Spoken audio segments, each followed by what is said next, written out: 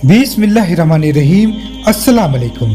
बिहार की राजनीति में एक बहुत ही बड़ा नाम और मुस्लिम चेहरा और सिवान से राष्ट्रीय जनता दल यानी लालू प्रसाद यादव की पार्टी के पूर्व सांसद, गरीबों, यतीमों और मजलूमों के मसीहा जनाब मोहम्मद शहाबुद्दीन साहब के गुजर जाने के बाद से बिहार और खासकर सिवान जिले में नए सिरे से राजनीतिक हलचल शुरू हो गई है और मोहम्मद शहाबुद्दीन के घर उनके बेटे मोहम्मद ओसामा साहब से मिलने नेताओं का तांता लगा हुआ है। इन नेताओं में बिहार के कुछ बड़े चेहरे भी शामिल हैं, जैसे लालू यादव के बड़े बेटे तेज प्रताप यादव और जन अधिकार पार्टी के प्रमुख पप्पू यादव और AIMIM के बिहार प्रभारी अख्तरुल ईमान साहब भी इस लिस्ट में शामिल हैं।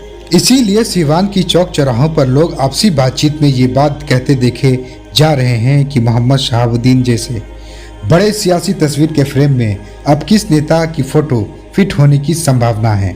इस बात से आप यूं समझ सकते हैं कि पूरे सिवान का नया साहब कौन होगा। क्या ओसामा में है साहब बनने की कुव्वत? आज हम इस वीडियो में इन्हीं सवालों के जवाब देंगे। ये वीडियो सेशन होने वाला है बहुत ही खास, सब्र के साथ आखिर तक बने रहें।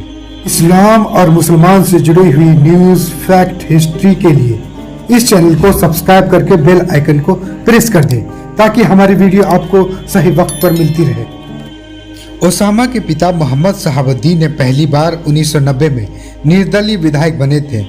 इसके बाद वो लालू यादव के करीबी बने तो वो आखिरी सांस तक उन्हीं के साथ रहे। यहाँ तक राष्ट्रीय जनता दल यानी RJD की स्थापना और राबड़ी देवी की सरकार बनाने में शहाबुद्दीन की भूमिका को नजरअंदाज नहीं किया जा सकता। और उस दौरान आरोप ये भी लगे थे कि जनता दल का विघटन होने पर शहाबुद्दीन ने ही विधायकों को डरा और भरोसे के जरिए एकजुट रखा था और लालू फैमिली को सियासत में बनाए रखा था। इतना कुछ करने के बाद जब साहब का बेटा अकेला दिल्ली के सड़कों पर अपने बाप के लिए तड़प रहा था, अपनी बाप की मैयत को RSS के भगवाधारी दिल्ली पुलिस से छुड़ाने और साहब की मैयत को सिवान ले जाने के लिए मदद मांगता रहा और दिल्ली के सड़कों पर भटकता रहा ओसामा। फिर भी लालू परिवार, लालू और तेजस्वी यादव दिल्ली में होने के बावजूद मदद का कोई हाथ नहीं बढ़ाया।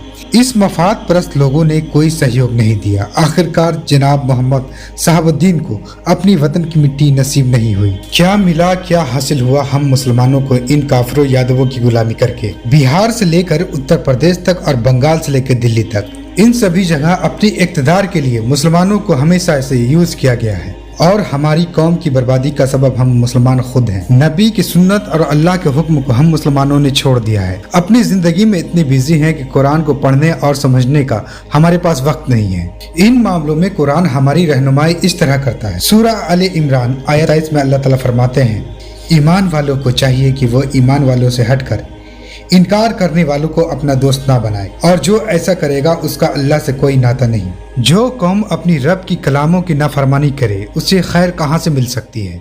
ये हम मुसलमानों के सोचने और गौर फिक्र करने की बात है। लालू परिवार के इस रवैये की वजह से हालांकि बिहार के कुछ गयूर और गैरतमंद मुसलमानों ने यादवों की पार्टी RJD से इस्तीफा दे दिया है। इस्तीफा देने वाले मुस्लिम नेताओं में कुछ बड़े चेहरे भी हैं। RJD के प्रदेश अध्यक्ष और बिहार विधान परिषद के सभापति रह चुके सलीम परवेज और प्रदेश सचिव मोहम्मद सोहराब कुरैशी इस लिस्ट में शामिल हैं। मोहम्मद शहाबुद्दीन की राजनीतिक विरासत संभालने की रेस में सबसे ज्यादा उनके बेटे ओसामा साहब का नाम चर्चा में है।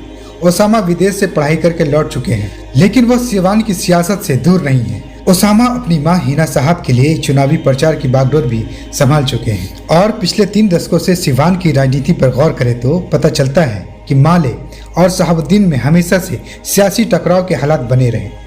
माना जाता है कि यह अब तक जारी है। ऐसे में तय है कि अगर ओसामा राजनीति में कदम रखे तो उन्हें माले से चुनौती मिलना तय है। मैं आपको बताता चलूं, माले बिहार की कम्युनिस्टों की पॉलिटिकल पार्टी है और इसी तरह शहाबुद्दीन के धुर विरोधी रहे अजय सिंह भी चुनावी राजनीति में ओसामा को पैर जमाने नहीं देंगे। सिवान की राजनीति में ये तमाम चेहरे हैं जो मोहम्मद शहाबुद्दीन के बेटे ओसामा साहब को राजनीति में पैर जमाने से रोक सकते हैं। इसके अलावा सिवान के गरीब तबके के लोग भी शहाबुद्दीन को काफी पसंद करते हैं। इन ताकतों को एकजुट रखना भी मोहम्मद ओसामा के लिए बड़ी चुनौती होगी और सिवान के लोग बताते हैं कि मौजूदा दौर में दूसरा मोहम्मद शहाबुद्दीन बनना नामुमकिन है।